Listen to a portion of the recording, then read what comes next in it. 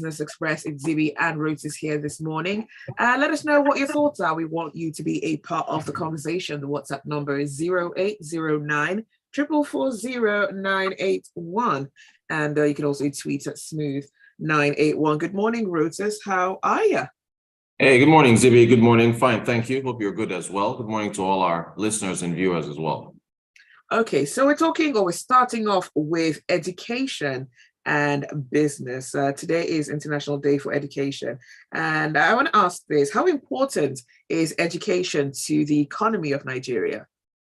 Yeah, I mean, so it's important to every economy, especially when you think about, productive outputs. The more educated your workforce, the better off your economy is, because you've got people who are thinking critically about how to solve problems in the most efficient way possible. They're also thinking about, how to save time, how to save money. But education is incredibly important at all levels, the private sector, the public sector. Look at the, leadership and ideas and the ways in which they have addressed issues. That's education has a lot to, education and mindset have a lot to deal with that. So it's really important that you have, a very educated workforce that can turn things around in different sectors. Because look at where the world is going. All the hype over Chat GPT and artificial intelligence, that is a product of an educated workforce around the world, especially in the West, that is constantly thinking of how to be able to improve things and work better. So well, I don't know. I'm struggling to think of anything that's more important than education, because that is literally our future. Because, we are going to, move on and pass on this world to another generation, and their level of education will determine how far they get as well. Speaking about education and the workforce, do you think that businesses in Nigeria are getting the best candidates from public, private schools as well? Yeah, but not enough. They're not getting enough of those best candidates. And it's the public school sector that is lagging behind. You have to be able to equip the students that are there to be able to deal with real world scenarios. And when you have things like the ASU strike that doesn't allow students to, learn for over 8 months, when you've got a budget that is not sufficient for education, especially again on the public side, you get outputs that is not satisfactory for businesses. So, you have to look at the quality of the interns you get at the office, the quality of your new hires, whether or not they can think on their feet, whether they can come up with new ways to solve problems in business. So we're not getting what we need. There has to be an improvement in the education sector so that those, like the curriculums, for instance, need to be updated, and they need to reflect, again, real world scenarios, not just theoretical things that are taught in schools. The private sector, they're doing well, but then, that's another issue, is affordability of education, right? That's another big issue. But, education is a right, but it doesn't come cheap. The teachers who teach have to be paid appropriately, and they have to be qualified. So we're not getting enough. We could be doing much better as far as the business community and graduates are concerned. So what contributes to a rich education? I think it's exposure. You've got to expose students to things beyond the classroom. You've got to have conversations, and you've got to show them what else is out there. I posted something on my Instagram where I used my PVC to register a SIM card while I was in Davos. And I didn't have my passport. Usually they use passports to register all these things, but I left it in my hotel room, right? So I used my PVC, and then we now had a conversation, myself and the sales guy in the phone store, about voting. And when he saw my card, he was like, why are you using it? What is this? What's a voter's card? And I said, it's for elections. And he just thought it was interesting. I thought it was, it was weird. Why? Because they use passports in Switzerland to vote. They don't use PVCs or anything. You just identify yourself and move on. I was exposed to another country and how they votes, right? And it made me think about our NIN, BVN, passports, driver's license, student IDs, and all this. So exposure allowed me to think a different way on how we address voting in this country. So I was educated essentially by being in another country and seeing how a different system works. So, I'm not saying every student should travel, but I mean, it would be nice to go on field trips, at least around the country, to see how different states and different municipalities in Nigeria do things. So exposure, in addition to a quality real world curriculum that is up to date and is applicable to the real world. Those are the things that can contribute to a rich education. All right. Let us know what your thoughts are about the conversation. The WhatsApp number is 0809 444 0981. It's Business Express with Zibby and Rotus. Rotus, I want to ask you this. Is Nigeria budgeting enough when it comes to developing education? No, unfortunately not. Think about sustainable development goals. You think about the United Nations threshold. We should be spending about 15% or so or more on budgeting for education.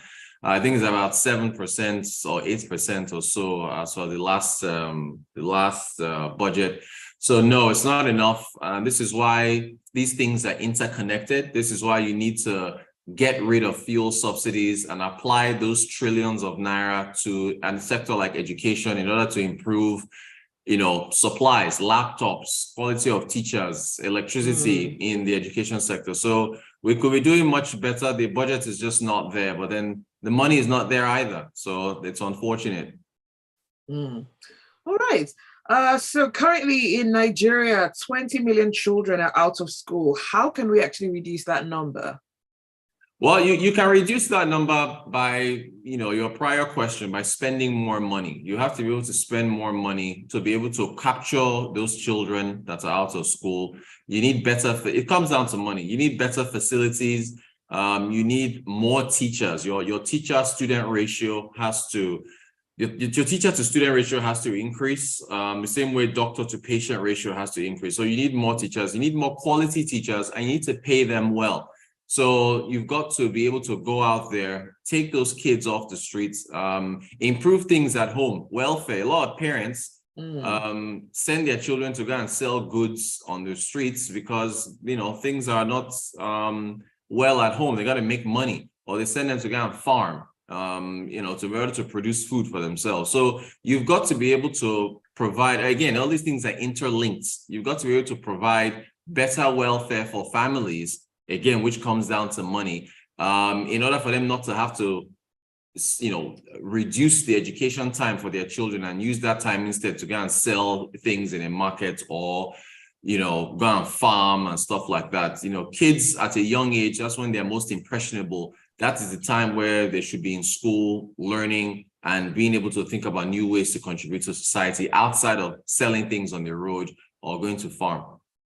Right. Ogenel Chuko sent a message via WhatsApp and he says power is needed for education to be effective.